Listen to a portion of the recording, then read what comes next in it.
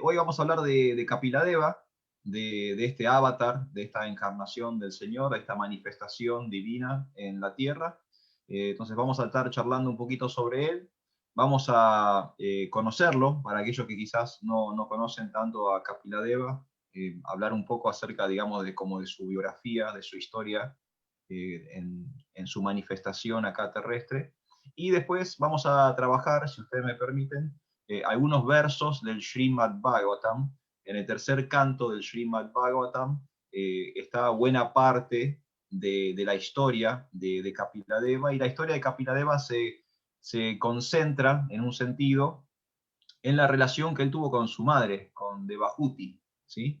Y esa relación madre-hijo, pero también de maestro-discípulo, o de maestro y alumna, ¿sí? Porque la madre, no solamente Devahuti es la madre de Kapiladeva, sino también en un momento y en un sentido se transforma en su alumna o en su discípula. Entonces, bueno, todas esas historias o el grueso de ese pasatiempo del Señor Krishna en la forma de Kapiladeva está en el tercer canto del Srimad Bhagavatam, y vamos a leer desde ahí. Y para finalizar, vamos a también a trabajar el concepto de Kapiladeva como un avatar que propició la inclusión, ¿sí? Vamos a hablar de conciencia de Krishna como una filosofía, como una cultura, como una tradición espiritual que apunta a la inclusión. Conciencia de Krishna no es exclusiva, sino que es inclusiva.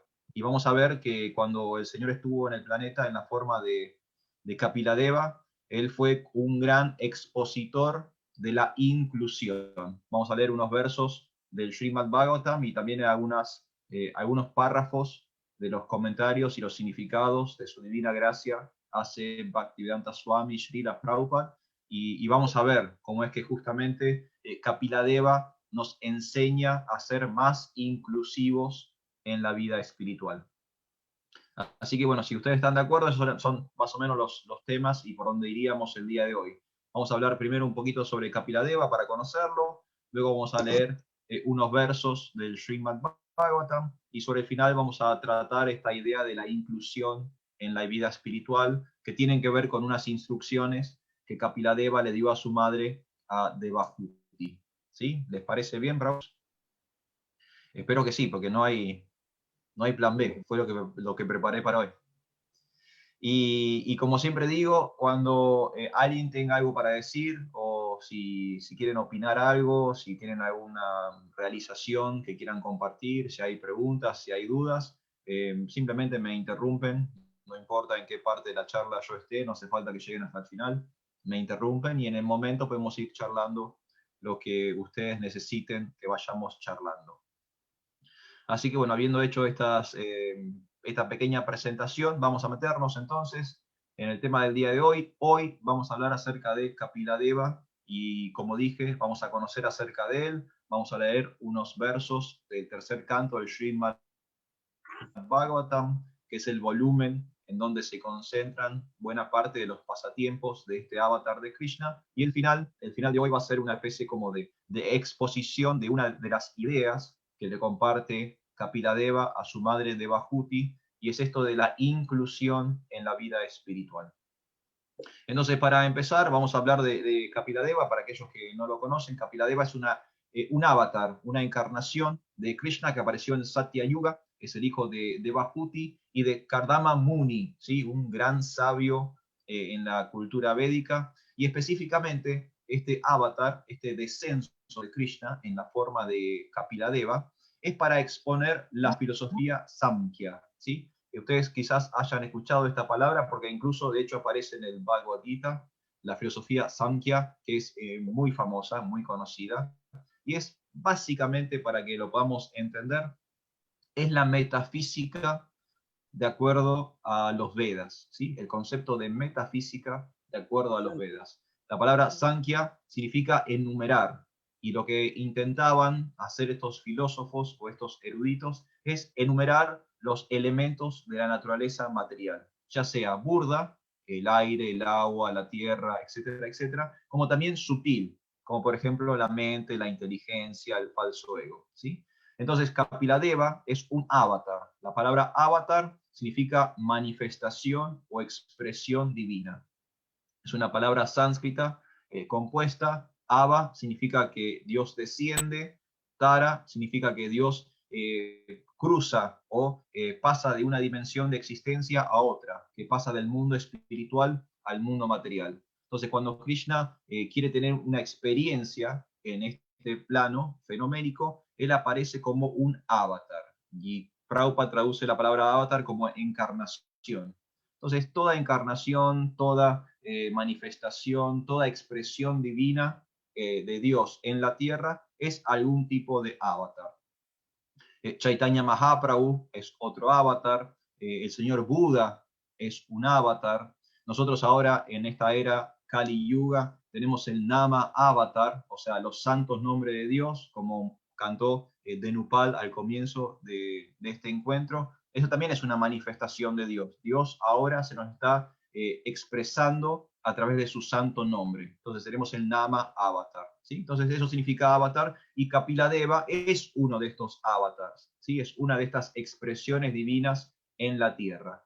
Pero él apareció en Satya Yuga, en la primer era histórica de este universo material.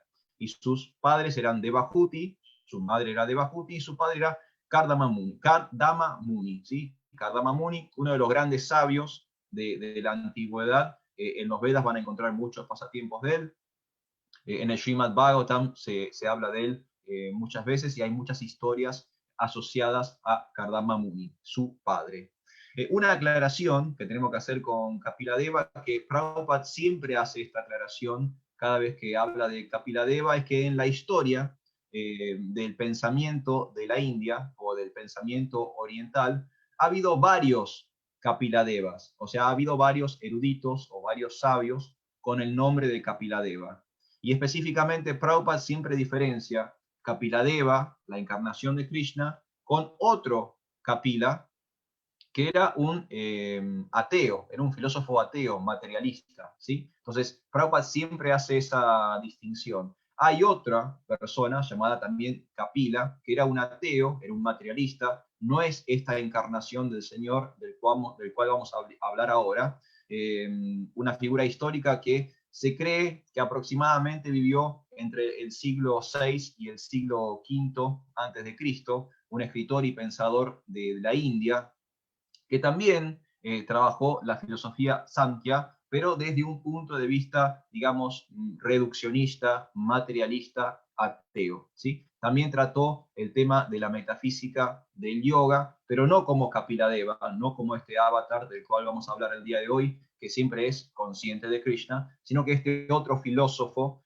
no era consciente de Krishna, y a veces se genera esa confusión porque los dos tienen el mismo nombre y básicamente expresaron o trabajaron con las mismas ideas. Por eso Prabhupada, si ustedes se fijan, en buena parte de las veces que él menciona a Kapiladeva, hace la aclaración entre la encarnación de Dios, que es del cual vamos a hablar el día de hoy, y este otro filósofo, un filósofo mortal, que era un hombre común y corriente, que además tenía una filosofía que era contraria a conciencia de Krishna.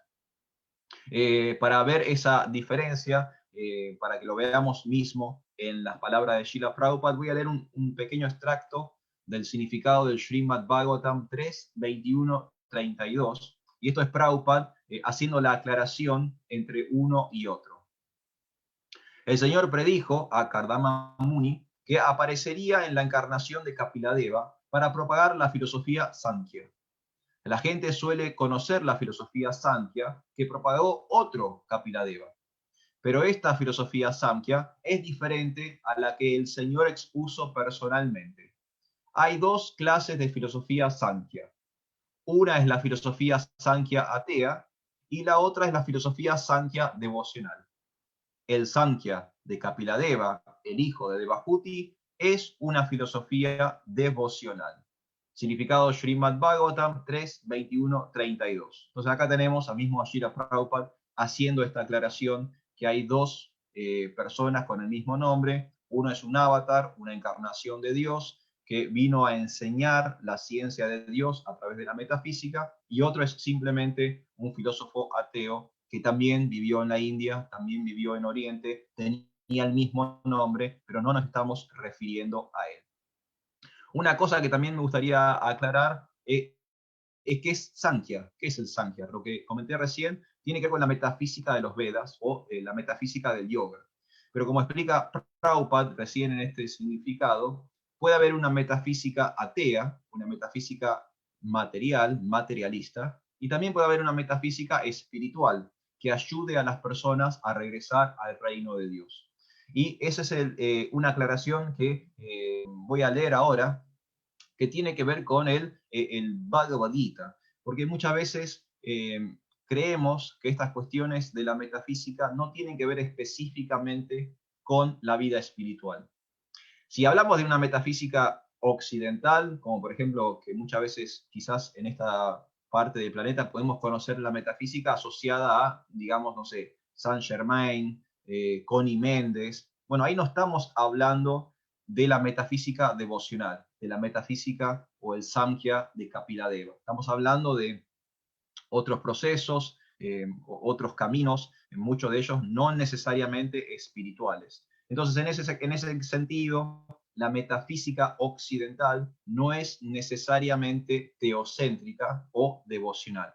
Sin embargo, la metafísica de Kapiladeva, la metafísica que sí permite y propicia algún tipo de yoga o de conexión a través del bhakti, a través de la devoción, es importante. Tanto es así que si ustedes se fijan en el Bhagavad Gita 5.4, Dios mismo, Krishna mismo, dice lo siguiente: solo los ignorantes hablan del servicio devocional como algo diferente del estudio analítico del mundo material, Sankhya.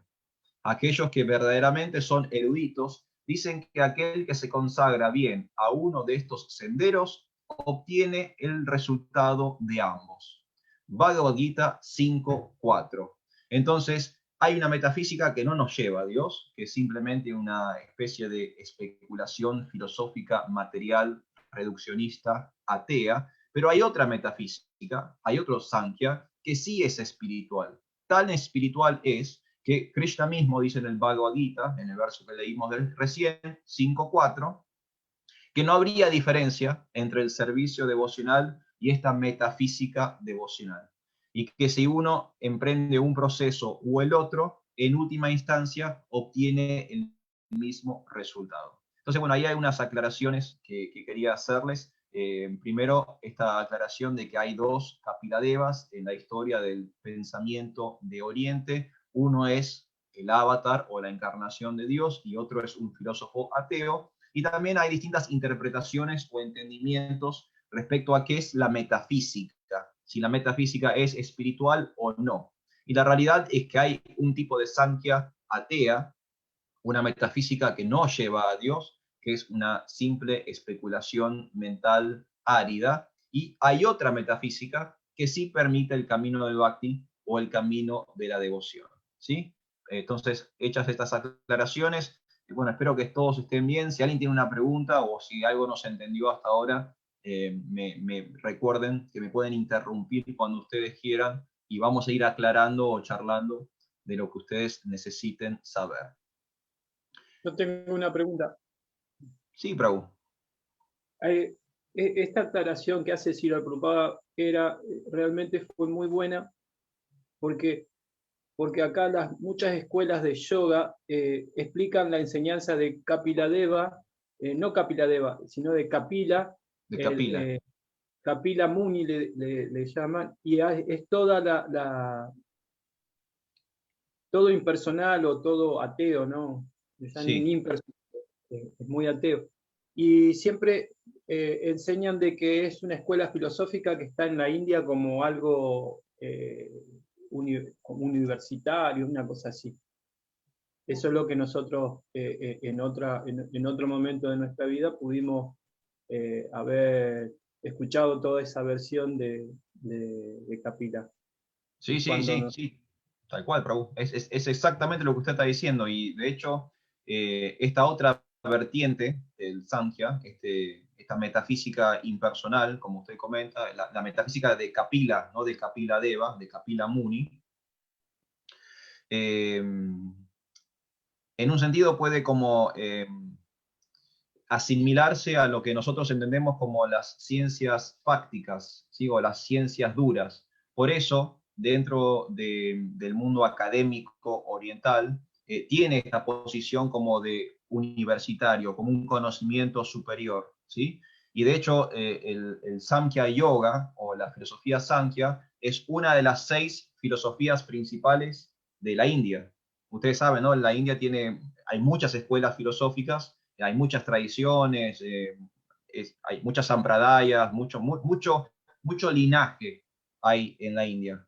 Pero hay 5 escuelas, perdón, hay 6 escuelas que son como las principales, las más tradicionales y las que tienen más peso filosófico. Bueno, y el Sankhya Yoga es una de estas escuelas. Entonces, sí, Prabhu, es exactamente como usted dice, ¿no? Y muchas veces incluso se tiene como un alto nivel académico el Sankhya Yoga. ¿Por qué? Porque en esto de la enumeración o en la búsqueda de entender el mundo material, se introducen incluso en cosas que nosotros entenderíamos como matemáticas, como física, ¿no? Como ese tipo de saberes que en Occidente los tenemos como facultativos o universitarios. Muchas gracias. No, gracias a usted, Prabhu. También se parece un poco a lo que era la filosofía presocrática en la antigüedad griega. Antes de que apareciera Sócrates, eh, Sócrates hace como una especie de quiebre en la filosofía de Occidente, porque Sócrates empezó a hacerse preguntas o empezó a filosofar más acerca del ser, acerca de la existencia. Y muchas de sus preguntas o indagaciones eran sobre principios y valores. Pero antes de que llegara Sócrates, hubo muchos otros filósofos en la antigüedad, pero ellos eran más, digamos, de indagar en el mundo natural. Entonces estaban intentando entender cómo funcionaba el universo que nos rodea. Y son los famosos presocráticos, ¿sí? Y si se fijan, por ejemplo, cada uno tenía como una idea de cuál era ellos estaban buscando lo que se llamaba arjé, buscaban una especie como de sustancia original de donde partiera todo. Entonces, por ejemplo, no sé, uno decía que era el agua, otro decía, por ejemplo, Heráclito, para Heráclito el arjé, lo importante, lo central era el fuego, ¿no? Para otro era el aire, ¿no? Entonces cada una de estas escuelas proponía una substancia o el estudio de una substancia material para poder entender el mundo que nos rodeaba. Entonces, bueno, en un sentido se puede entender este Sankhya Yoga como esta antigua filosofía presocrática también, ¿no? Intentar comprender y enumerar y clasificar y categorizar el universo material que nos rodea. Así que sí, Prabhu, como usted dice. ¿Está bien? Sí, Prabhu, sí, por favor. Ok, Gracias. muy bien, entonces. Bueno, entonces, hechas esas 2 aclaraciones, vamos a seguir un poquito y vamos a hablar de él en particular, de este avatar de Krishna, Kapiladeva, único hijo varón de Devahuti y Kardama Muni. Él tenía 9 hermanas, o sea, era una familia de 10 hijos. Eran 9 hermanas, 9 mujeres, y Kapiladeva, que era el varoncito, que fue el último, de hecho, el último en llegar a esa familia por las austeridades, por la devoción, por todo el servicio que estaban haciendo Kardama Muni y Madre Devahuti. Krishna decide descender a la tierra y ser el hijo de ellos dos, ¿sí? Entonces él tiene 9 hermanas y él son los miembros de esa familia. Algunas de sus hermanas incluso participaron en el Ram Lila, o sea, 2 de sus hermanas tuvieron apariciones estelares, participaron directamente en los pasatiempos de Ramachandra, o sea que eran mujeres muy importantes, devotas muy elevadas que pudieron interactuar con el señor Ramachandra. Y entre los cuñados de Kapiladeva también aparecen grandes sabios de la antigüedad, están Marichi, Atri, Brigu, Vasista, que de hecho fue el guru del señor Ramachandra. O sea que Kapiladeva nació en una familia de grandes eruditos, de grandes sabios y de grandes espiritualistas, ¿no? Imaginen, fíjense, Devahuti, Kardama Muni, dos hermanas que participan de los pasatiempos de Ramachandra. Uno de sus cuñados, Vasista, es el guru del señor Rama, ¿no? Entonces, fíjense que era una familia muy avanzada espiritualmente. Y bueno, y ahí está el señor Kapiladeva. Y sus pasatiempos comienzan cuando Kardama Muni decide abandonar el hogar, él decide abandonar a su esposa Devahuti para irse al bosque a meditar y pasar sus últimos años intentando alcanzar la perfección espiritual. Recuerden que esto es Satya Yuga, entonces el método de liberación en Satya Yuga era la meditación, ¿sí? Lo normal en este momento histórico, las personas vivían miles de años, las condiciones físicas de las personas eran prácticamente excelentes, el mundo material era hermoso, muy armónico, el clima era perfecto, no había desastres naturales, no había problemas ecológicos, y las personas al final de su vida se dedicaban 100%, el final de su vida, estoy hablando de los últimos, no sé, 50.000 años, ¿no? Las personas vivían 100.000 años. Entonces, al final de su vida, se dedicaban a la meditación y meditando en los pies del loto del Señor, lograban la liberación, lograban emanciparse del mundo material. Entonces, cuando Kapiladeva había llegado a cierta edad adulta, el padre dice, bueno, ok, ahora vos estás en edad, estás en la posibilidad de cuidar de tu mamá, yo me voy a retirar al bosque y voy a meditar hasta alcanzar la liberación. Entonces su padre, Kardama Muni, que era un sabio, ya era un sabio muy, muy, muy conocido, muy famoso, se va al bosque y queda Kapiladeva al cuidado de su madre, de Devahuti. Y en ese pasatiempo, o sea, en esa situación, es que aparecen esta sección del Srimad Bhagavatam donde cobra protagonismo Kapiladeva. ¿Por qué? Porque cuando Kapiladeva queda a cargo de su madre, la madre le pide a su hijo, a Kapiladeva, que la instruya respecto a la ciencia espiritual.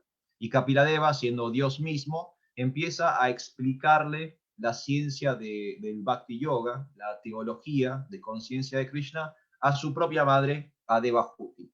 Y esta es la sección que ustedes pueden encontrar en el Srimad Bhagavatam, si van al canto número 3, al volumen 3, entre los capítulos 25 y el capítulo 33, ahí van a encontrar todas estas actividades, todos estos pasatiempos de Kapiladeva, que básicamente es un diálogo, son las conversaciones que él tenía con su madre, porque su madre le había pedido a él que por favor le enseñe acerca de conciencia de Krishna, y él empezó a hablarle acerca de la ciencia espiritual, y entonces ahí está retratado Srimad Bhagavatam, canto 3, capítulos 25 al 33. ¿Sí? Ahí tienen todo el grueso de lo que tiene que ver justamente con las actividades de Kapiladeva. ¿Sí? Así que si quieren encontrarlo, vayan a la sección tercera, tercer canto, tercer volumen del Srimad Bhagavatam, capítulos 25 al 33, y van a poder ver, son increíbles, son versos muy, muy, muy hermosos, muy profundos, donde hay cosas, digamos, científicas, donde hay categorizaciones, donde hay clasificaciones,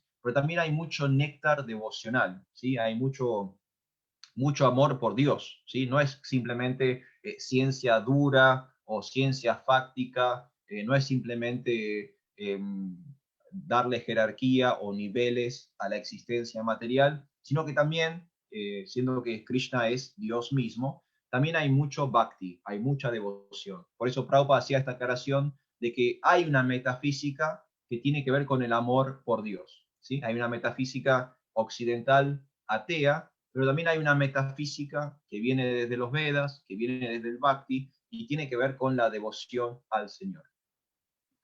Y ahora me gustaría, si ustedes me lo permiten, ir a la parte donde vamos a leer algunas cositas, y en particular vamos a tratar algo que tiene que ver con el tema de la inclusión, ¿no? Como yo les dije al comienzo, Porque leyendo todos estos versos, cuando Prabhu Denupal me ofreció la posibilidad de este servicio, él me inspiró en el tema de hoy, en el tema de Kapiladeva. Entonces, bueno, vamos a leer un poquito para no chapotear tanto durante la clase, vamos a ser más o menos serios en la prédica. Entonces fui al Srimad Bhagavatam y me leí todos estos versos, todos estos capítulos, y son increíbles, increíbles. Yo se los recomiendo, Denupal Prabhu me lo recomendó, y gracias Prabhu Denupal, porque tuve muchas realizaciones, y Prabhupada realmente en sus significados da mucho, mucho conocimiento muy, muy profundo.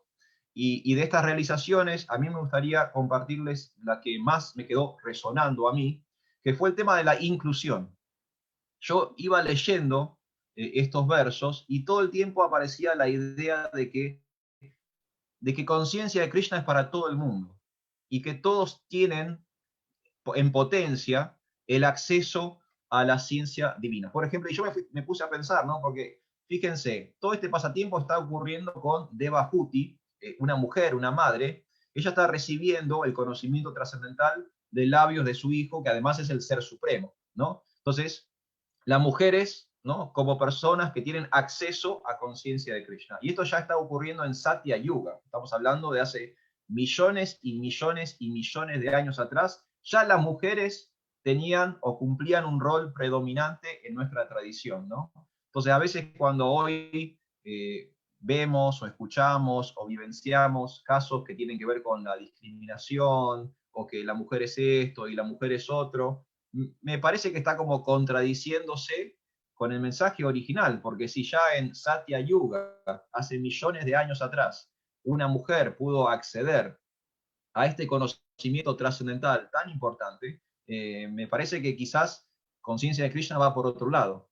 De hecho, cuando iba leyendo los versos, se me vino a la cabeza la analogía con Arjuna, porque en ese diálogo entre Devahuti y Kapiladeva hay muchas también como paralelismos o muchas ideas que se comparten en el Bhagavad Gita, en la conversación entre Arjuna y Krishna, ¿no? En este caso, Devahuti hace de la representante para la humanidad, hace de Arjuna, por así decirlo, y Kapiladeva hace de Krishna, o sea, Kapiladeva es Dios mismo. Entonces ahí me fui como encontrando como algunos paralelismos entre estas dos conversaciones. Pero bueno, no me quedé ahí, porque lo inclusivo de la filosofía de Krishna, de conciencia de Krishna, fíjense que también aparece para los niños, ¿no? Tenemos a Prahlad Maharaj, cuando Nishinjadev, el señor Nishinjadev apareció para, para aniquilar a Hiranyakashipu, pero también es restablecer conciencia de Krishna, se lo hace, participe a un niño, el niño Prahlad. Otra inclusión, los criminales. Tenemos el pasatiempo de Jagai Madai, ¿no? Con Nityananda Prabhu, ahora dentro de muy poquitos días vamos a estar conmemorando su aparición en este pasatiempo de Chaitanya Mahaprabhu, con donde incluso asesinos, criminales son incluidos, son aceptados en conciencia de Krishna. La inclusión de otras religiones, por ejemplo, hablando de Chaitanya Mahaprabhu le dio el título de Nama Acharya a un musulmán. No sé si ustedes sabían, pero Haridas Thakur no nació como un Vaishnava, él nació como un musulmán, alguien de la religión del Islam. Pero para Chaitanya Mahaprabhu, para Dios, el Nama Acharya, el maestro del santo nombre, no es un Vaishnava, es un musulmán, es Haridas Thakur. Entonces, fíjense cómo también otras religiones pueden incorporarse a conciencia de Krishna, que conciencia de Krishna es algo que trasciende estas barreras. Y en última instancia, incluso me puse a pensar animales, porque hablando del señor Ramachandra tenemos a Hanuman, y Hanuman en un mono. Entonces, incluso los animales pueden participar del movimiento internacional para la conciencia de Krishna. Entonces a mí me quedó resonando esto de la inclusión a medida que iba leyendo todos estos versos, y es un poco lo que quiero compartirles el día de hoy. Hice una selección de versos del tercer canto del Srimad Bhagavatam, de los pasatiempos de Kapiladeva, y después hice una selección de algunos párrafos de los comentarios de Srila Prabhupada a estos versos. Así que, Prabhus, si ustedes me permiten, haríamos una pequeña lectura y después, bueno, podemos cerrar, si ustedes quieren, el encuentro del día de hoy. ¿Le parece bien, Prabhu Denupal? Sí, por favor, por favor. ¿Estamos bien? Estamos muy bien. Ok. Bueno, entonces voy a leer algo que, como dije, de Srimad Bhagavatam, canto 3, capítulo 29, y vamos a leer de los versos 21 al 25. O sea, Srimad Bhagavatam, volumen 3, capítulo 29, versos 21 al 25. Y esto es Dios hablando, o sea, el señor Kapiladeva, hablándole a su madre. Él dice lo siguiente: yo, como superalma, estoy en todas las entidades vivientes. Si alguien trata indebidamente o no tiene en cuenta a esa superalma omnipresente, su adoración de la deidad en el templo es una simple imitación.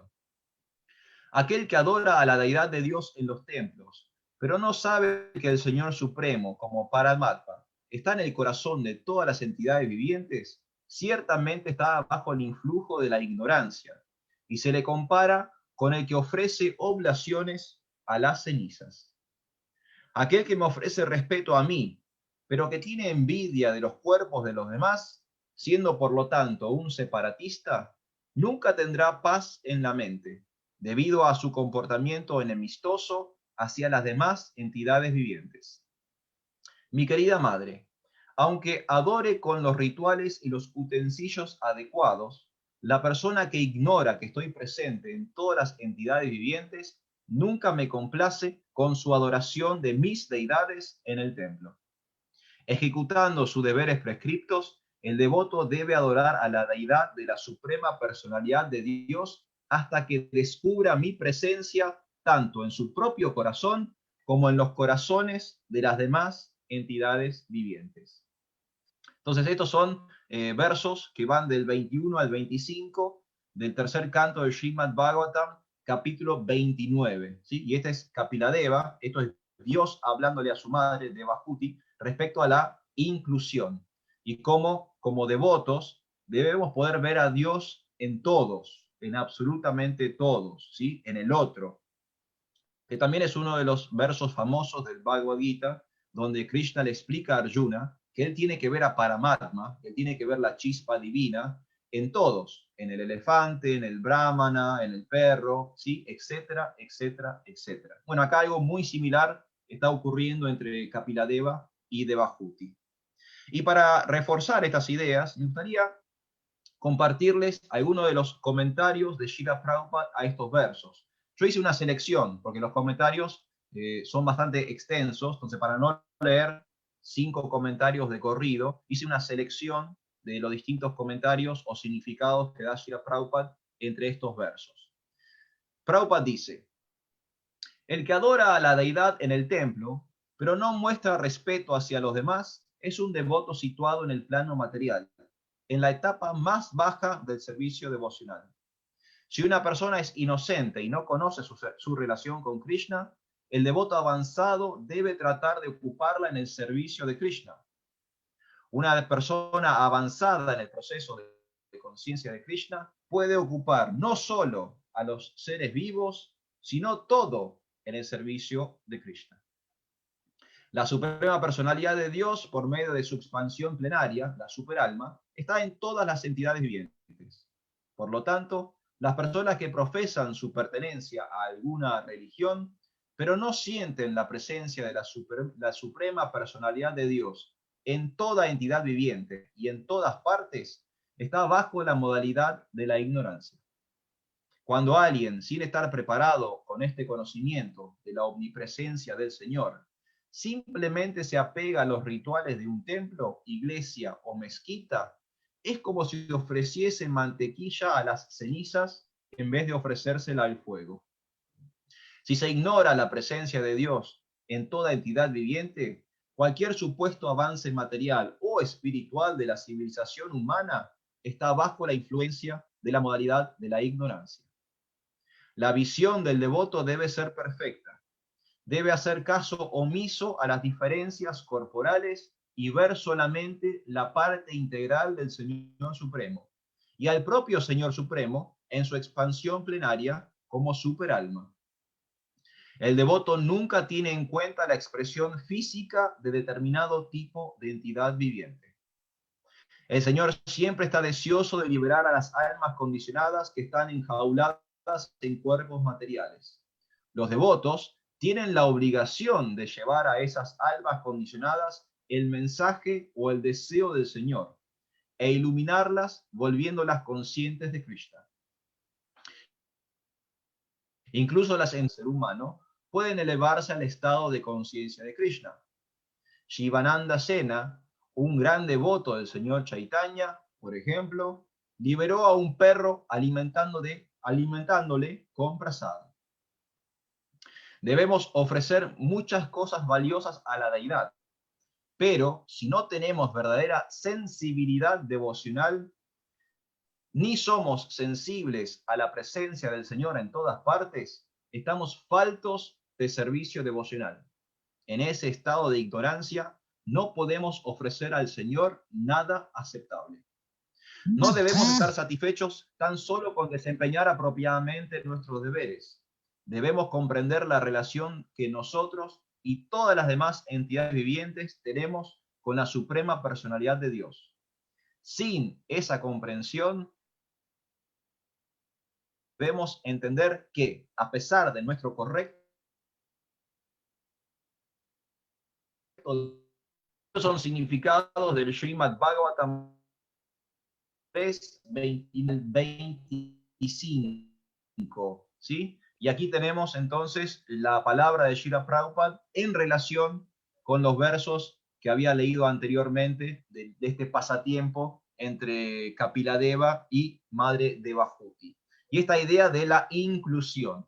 Y hay dos palabras que me llamaron poderosamente la atención cuando las leí el otro día de nuevo. La idea de la sensibilidad devocional de la Prabhupada, ¿sí? Sensibilidad devocional. Es muy interesante, porque a veces pecamos de duros en lo que decimos. A veces pecamos de áridos, incluso cuando queremos expresar el amor por Dios, ¿sí? Entonces, esta idea de sensibilidad devocional va de la mano, directamente de la mano, por el concepto de inclusión que tiene conciencia de Krishna. Tenemos que tener mucho contexto, compasión a lo que decimos, con un correcto elección de las palabras, porque si no, la sensibilidad devocional desaparece, la dura filosofía, a veces puede ser chocante o incluso alejar, molestar a la otra entidad viviente. Prabhu Denupal, usted me quería decir algo. No, estaba medio entrecortado en algunas cosas, por eso. Ah, perdón. Tus señales están. Ay, estoy perdiendo la señal entre tantas otras cosas que estoy perdiendo.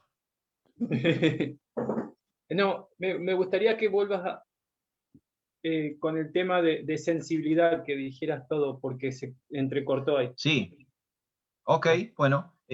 Yo comentaba de que cuando estaba releyendo estos versos el otro día, preparándome para el encuentro con ustedes el día de hoy, unas palabras que me resonaron por sobre todas las cosas y fueron las que en última instancia me llevaron a elegir la temática de la inclusión para el día de hoy, es esta idea de que Prabhupada presenta de la sensibilidad devocional, ¿sí? Porque quizás no es algo que hablemos tanto entre los devotos, o quizás a veces no es algo que apliquemos en nuestra prédica. Esta cuestión de la sensibilidad devocional. Esto de poder compartir conciencia de Krishna tal como es, pero de un modo en que a la otra persona le resulte accesible, comprensible, entendible, aceptable, ¿sí? Entonces nosotros, como devotos, en un sentido tenemos esta obligación de la sensibilidad devocional, de no simplemente decir, bueno, el otro día hablábamos con un devoto acá en Mar del Plata, ¿no? Una persona me decía, Raúl, yo tuve un problema grave, hablé con un devoto, el devoto me dijo, y es tu karma. Si una persona viene y nos presenta un problema, y nuestra respuesta va a ser, Prabhu, ese es tu karma, ahí estamos 100% correctos en lo filosófico, porque la realidad es que todo lo que nos ocurre, bueno o malo, es nuestro karma. Entonces, está acertado filosóficamente, pero no tiene la sensibilidad para darle contención, ayuda, apoyo y guía a la persona que vino con el problema. Entonces, tenemos la filosofía más sublime.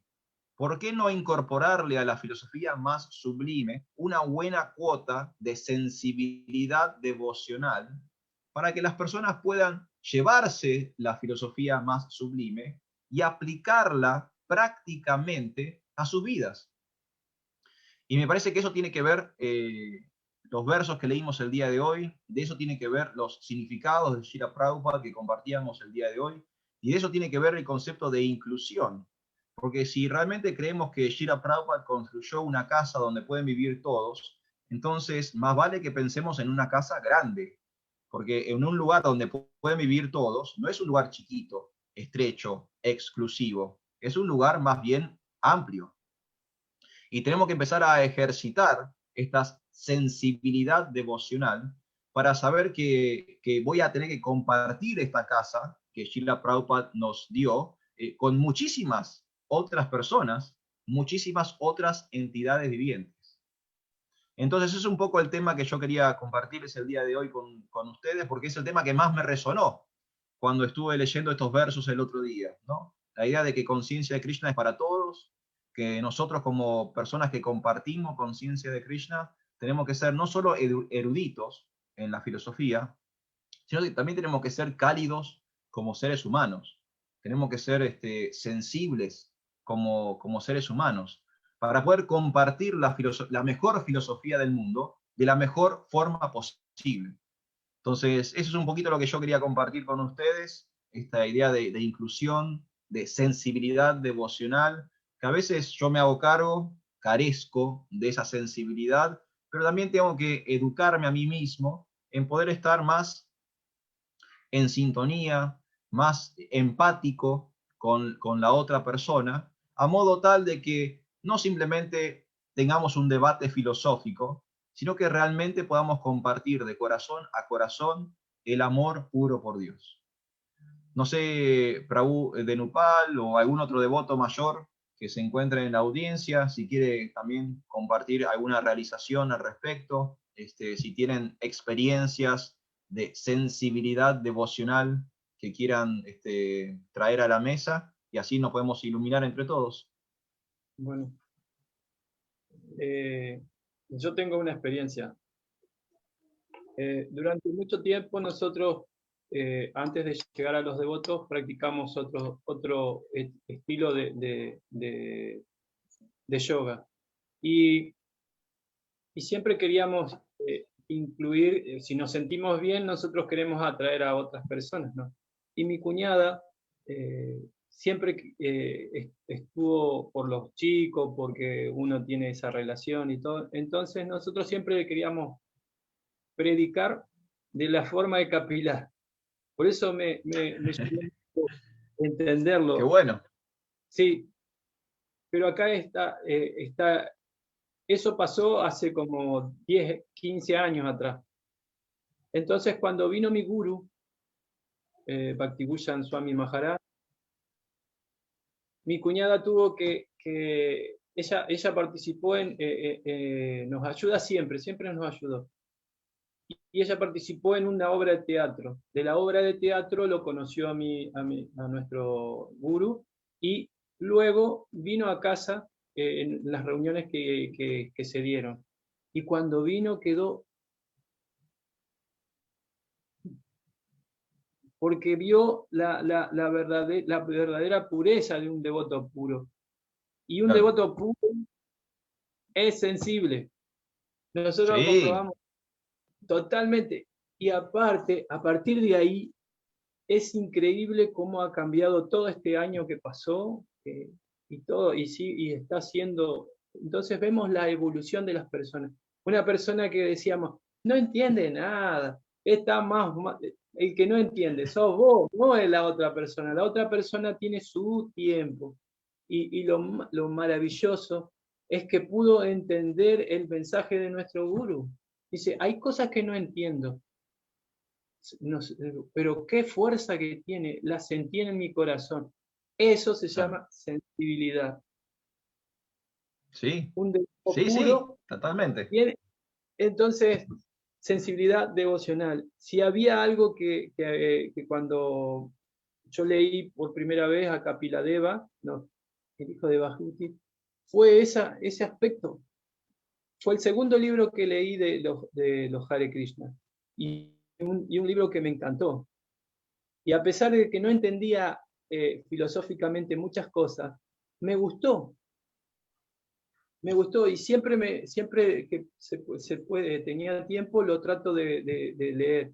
Ahora bien, cuando nosotros compramos el Srimad Bhagavatam, eh, la lectura es muy importante para que todos los devotos podamos experimentar todas estas cosas, porque están acá, no es que no están.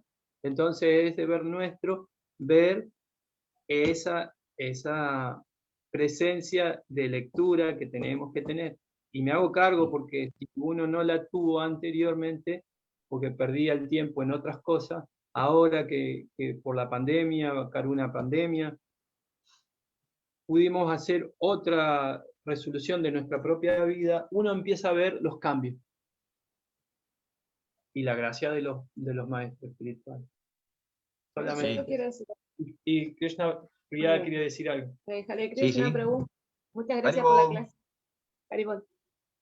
Yo también quería decir que aparte de los devotos puros, también hemos experimentado la sensibilidad de un devoto que no es un gurú, y es nuestro amigo Satyaki Das de Rosario. Cuando Sí, nosotros señora. estábamos, ¿no? Cuando nosotros estábamos practicando este yoga que decía de Nupal, cuando él nos conoció, estábamos practicando eso y teníamos el corazón muy duro, porque como después nos enteramos, ¿no? Esa práctica hace que uno se vuelva indiferente y duro con los demás. Y él, en vez de criticarnos, con toda la paciencia nos iba hablando. Cuando nos encontrábamos muy bien, cuando él nos iba hablando, con toda la paciencia, nunca nos criticó, nunca nos dijo, no, todo lo que están haciendo ustedes está mal. Y entonces le llevó unos años hasta que se fue ablandando el corazón. Y eso es sensibilidad. Entonces, aparte de los devotos puros o los maestros, yo creo que todo devoto que sea reflexivo puede desarrollar sensibilidad. Sí, madre. Gracias, Sí, profesor. sí. Esa es la tarea para el hogar que tenemos todos los devotos, ¿no?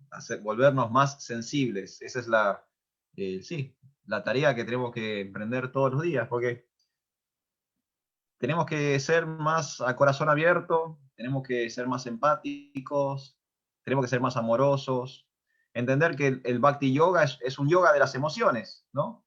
Cuando hacemos Bhakti Yoga estamos trabajando con emociones.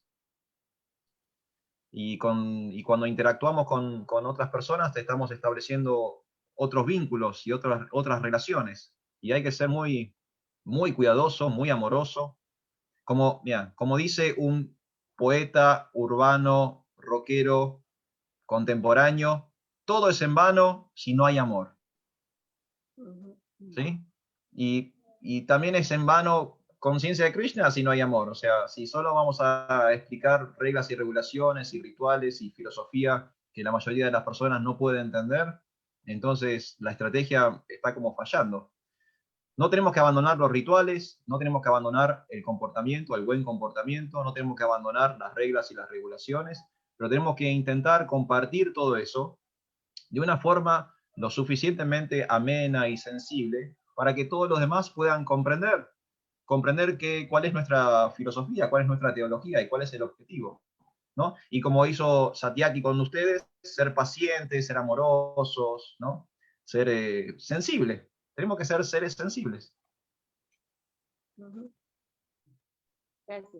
Gracias. Gracias, Mataji. Gracias a usted, Prabhu. No sé si hay algún otro devoto quizás quiera aportar algo, si no, podemos ir. Mira, hoy sorprendentemente de Nupal, quizás tengamos una clase corta. No sé, a ver, siempre hay algo para decir ahí. Ya que tengo más para hablar, ¿eh?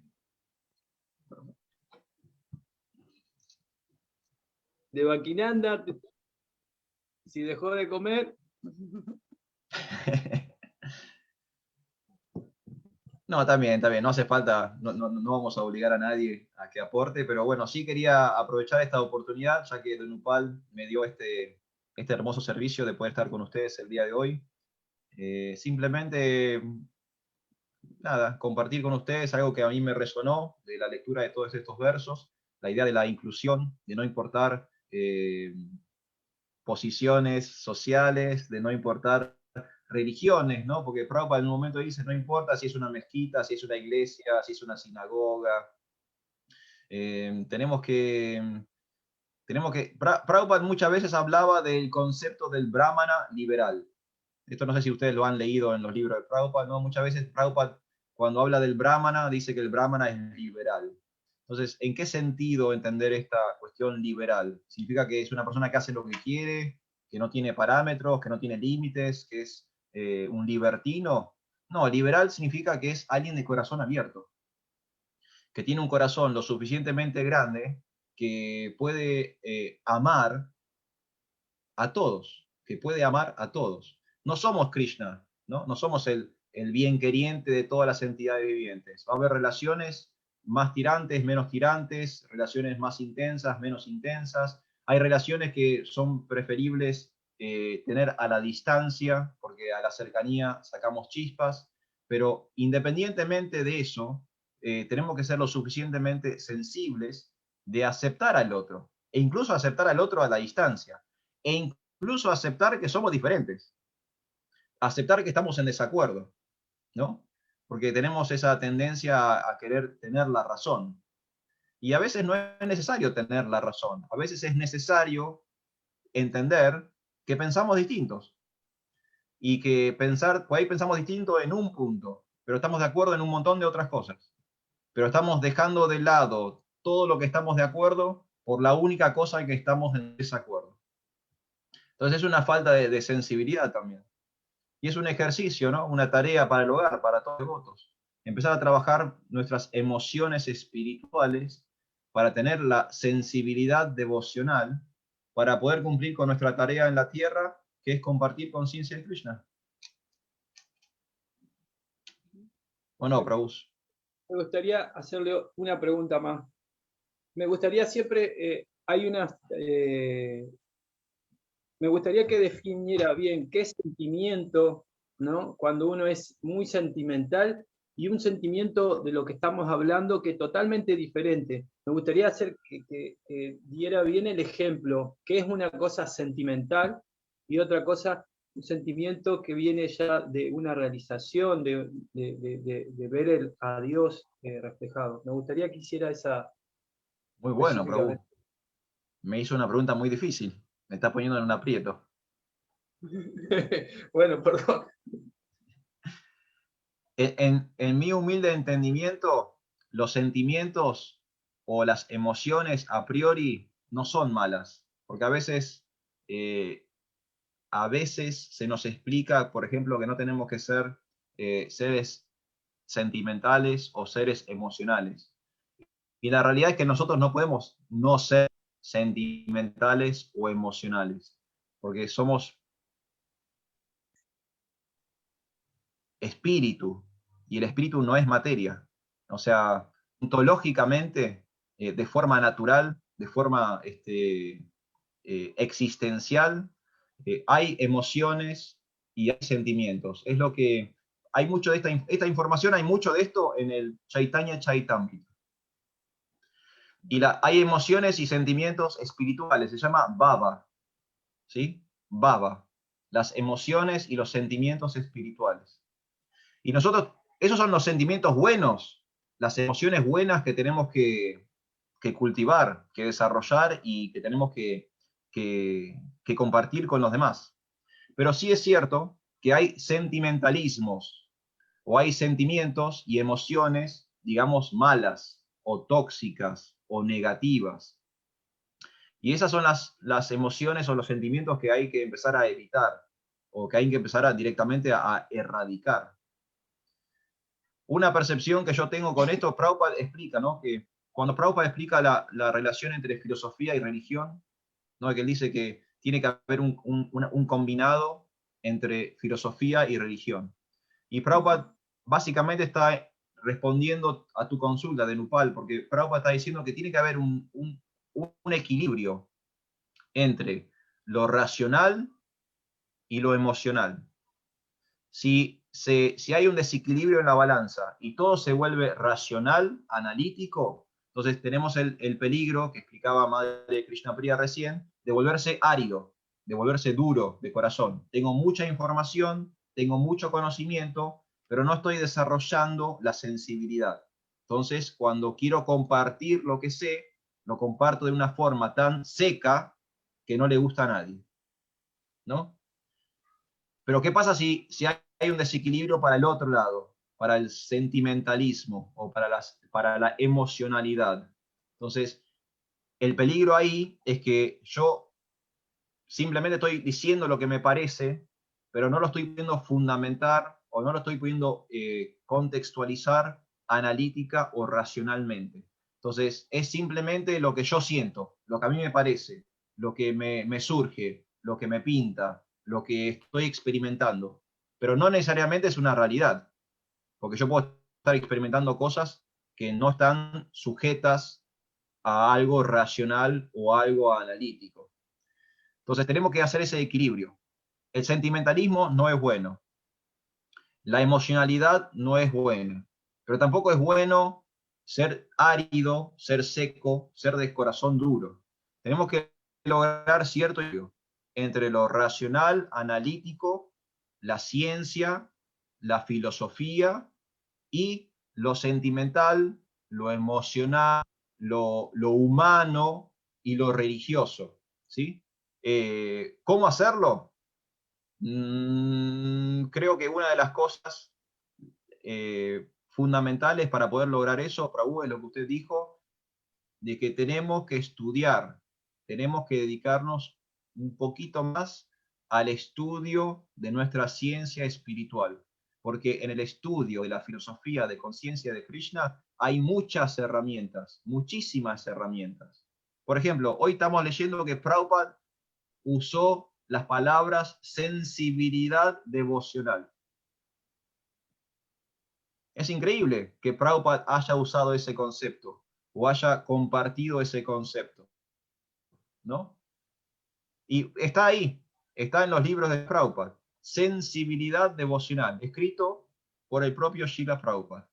Entonces yo creo que gracias a lo que hace, por ejemplo, Prabhu Depal, lo que hace Devadeva, Ekendra, todos los que mantienen andando estos programas, nos están ayudando a ustedes a lograr ese equilibrio sensible entre la mente racional y la mente emocional. ¿Le parece bien, Prabhu? Sí, muchísimas gracias. No sé si tienen otro, porque nosotros estamos copando las preguntas. Sé que tienen ganas de... Yes.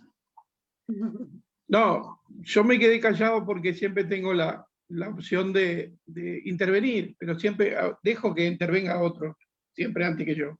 Pero hoy había poca participación, Bravo, así que disculpe, le voy a caer. Muy bien. No, no tengo discrepancia en lo que usted dijo, estoy de acuerdo en eso que usted dijo, pero agregaría otra cosa. A mí me gusta mucho la parte psicológica de las cosas. A veces tenemos sensibilidad. En el caso que usted mostró, por eso yo soy empático con las dos partes, me pongo siempre al lado de las dos partes. Cuando hay una diferencia de algo, no puedo estar del lado que a mí me gusta, sino tengo que estar del lado de la lógica. Y es escuchar esta parte y ver por qué pasa lo que pasa. Eso me gusta mucho en ese sentido de análisis. Entonces usted dijo que vino ese devoto y le había dicho, no, es tu karma. Y tal vez esa era la respuesta correcta de una parte de sentimiento que lo necesitaba de esa forma. ¿Cuál puede ser la cuestión? Que la otra persona no quiso buscar porque era el karma y quiso buscar un culpable de que no le encontraron la solución que le estaba buscando. Entonces, a veces esa persona lo conocía y sabía que lo tenía que tratar así porque si no, hay personas con esa característica que son como contaminantes. Ay, no, porque yo tengo este problema y si no me solucionan el problema es tu karma. ¿No? Y era la mejor solución en ese momento. Después tiene que agarrar el librito de Prabhupada, del karma, y empezar a revisar él cómo es que el karma que le dijo el otro, que le dio la posibilidad de que aprendiera acerca de su karma, cómo analizarlo él. Y a veces no buscamos eso y buscamos que alguien nos apoye en nuestra propia teoría. Y eso, como se decía, no, en la familia aprendemos muchas cosas. Sí, en la familia también aprendemos muchas cosas, de que a veces, siempre digo, ¿no? En un matrimonio cuando hay problemas son dos partes. No es que uno, ay, mi marido me hizo esto, yo que soy tan buena, y entonces llamo por teléfono a una amiga y le digo, ay, no, porque fue mi marido el culpable, ¿no? Y entonces todo el mundo viene y dice, ay, no, porque el culpable es el marido. Y no fueron a averiguar, porque eran dos partes, no es una. Entonces, automáticamente, ¿por qué el marido hizo lo que hizo? Bueno, porque la solución para él, la única posible que tenía, era esta. Y psicológicamente hay un estudio. Entonces, el hecho fundamental que a veces no es que no seamos, sino que la respuesta correcta, yo tengo mi parte personal. Yo me agarré un maestro espiritual que fuera, ¡tac! Porque de otra forma, no, si me decían, yo me agarré un médico que me dijo, me insultó, y acá los devotos lo conocen, para que dejara de fumar me tuvo que insultar. Pero me insultó de tal forma y con tal falta de respeto hacia mí, que fue la única forma que yo dejara. Porque si me decía, no, deje de fumar y venga después cuando fume menos, porque le va a hacer daño. No, yo seguía fumando hasta el día de hoy. Y capaz ni me hacía de golpe. Pero precisé una sacudida. Entonces a veces, como Prabhupada también marca en el libro, hay una historia que Prabhupada marca que todo el mundo le cayó una madre porque estaba pegándole, rezongando al hijo mal, porque el hijo había convidado con un dulce al hermano. ¡Qué cosa mala! Un hermano convide con dulce, pero resulta que si el hermano le estaba dando un dulce, cuando el hijo ese estaba grave y si comía un dulce se podía agravar más. Cuando la madre vio ese acto, tuvo que ponerle pena para asustarlo, para que realmente, y eso es un acto de amor también. Porque a veces vemos un acto de amor que nosotros sentimentalmente queremos encontrar. Queremos encontrar una persona que nos diga lo lindo que somos y lo bien que nos queda. Que nos palmee la espalda y nos diga sí, porque eso es lo que nosotros queremos. Pero tal vez no es lo que necesitamos. Entre lo que queremos con lo que realmente necesitamos puede haber un trasfondo. Entonces, cuando uno analiza si soy yo realmente el que quiero un sentimiento porque a mí me falta ese sentimiento. Yo quiero dar ese sentimiento de amor a todos y tal vez es porque a mí me falta ese sentimiento de amor. O quiero dar lo que las personas necesitan. ¿Y qué necesitan? Necesitan Krishna Bhakti, Srila Prabhupada, el librito de Prabhupada, con amor y tome, ahí tiene. Y después nosotros, porque a veces hablemos en este Kali Yuga, porque estamos hablando de que en Satya Yuga, donde se daba esta conversación, era todo muy lindo, pero en Kali Yuga, donde todo está todo como, ¿no? El sentimentalismo y el sentimiento, y es un entrevero, y la ignorancia y la pasión y la bondad está todo como entreverado. Entonces a veces abrimos juicios que no van acorde. Entonces yo en un caso en particular siempre le pido a Krishna que me guíe en ese sentido de la asociación, que me guíe en el sentido de si me quiere poner a predicar con alguien, bueno, que me muestre esa persona y que salga de forma natural y espontánea. No, porque si a veces yo voy pensando, yo lo voy a convencer y resulta que no, ni ahí, y entonces me frustro y todo lo demás. Entonces, no me quiero frustrar, entonces ni toco, y si sale de una forma espontánea, a veces tenía la posibilidad cuando trabajaba en el Omnium, de que había gente que yo llevaba libritos siempre porque, ¡pac! Entonces hablaba de algo y le podía dar un librito, pero salía de forma natural. Bueno, pero ¿usted cómo es?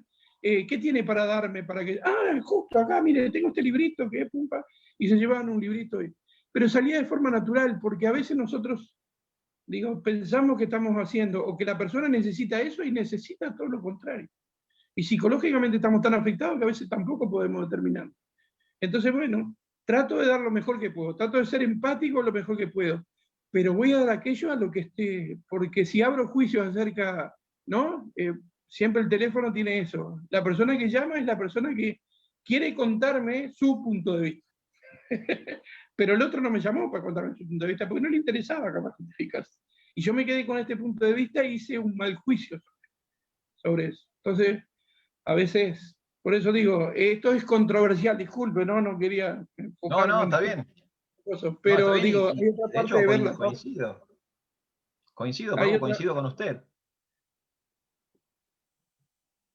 Sí, sí, coincido y de hecho parte de la sensibilidad tiene que ser este arte de saber relacionarse con los otros, con el otro devoto, con la otra persona. Sí, sí, tal cual. Sí, porque es un arte, los parte, relacionamientos en suma son es un un arte. arte. Sí, tal cual. Sí.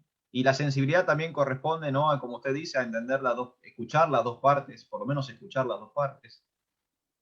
Sí, pero este es un tema súper, súper amplio. Y no, o sea, no discrepo con nada de lo que dijo, me parece que es todo perfecto. De hecho, eh, una vez también hablando con unos devotos respecto a lo que es la compasión, ¿no? Y dijo algo que muy parecido a lo que dijo usted también, a veces la compasión del padre es retar a su hijo, ¿no? O sea, en la superficie no parece que retar sea un acto de amor, pero a veces los padres necesitan retar a sus hijos como una señal de su compasión. El niño no está queriendo obedecer o está haciendo algo que lo va a dañar, que lo va a lastimar y el padre necesita retarlo, simplemente para que el niño detenga ese acto que lo va a lastimar. Y el padre lo está haciendo por compasión, por amor. Pero ese es el arte, bueno, pero ahí está, ese es el arte de los relacionamientos, porque un buen padre va de retar a su hijo sin que su hijo lo odie.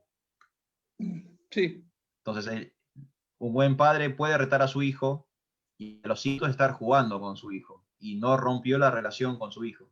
Cumplió con su rol de padre y no está rompiendo la relación.